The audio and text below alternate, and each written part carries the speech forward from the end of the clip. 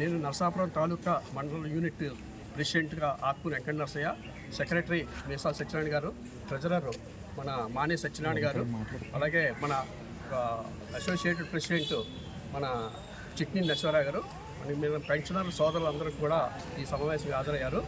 గౌరవనీయులైన నారా చంద్రబాబు నాయుడు గారికి మన తహసీల్దార్ గారి ద్వారా మన వినతిపత్రం ఇస్తున్నాం. 1/7/2023 నుండి పిఆర్సీ కమిషన్ ఏర్పాటు చేయవలసి ఉన్నది, కానీ ఇంతవరకు ఏర్పాటు చేయలేదు. వెంటనే పిఆర్సీ కమిషన్ ఏర్పాటు చేసి కమిషనర్ను నియమించి ఐఆర్ ప్రకటించాలని కోరుకుంటాం. 2, మాకు రావాల్సిన డిఆర్ బకాయిలు, పిఆర్సీ బకాయిలు వెంటనే ఇప్పించమని కోరుతున్నాం. వాటి సొమ్ము తీసుకోకుండానే చాలామంది మరణిస్తున్నారు.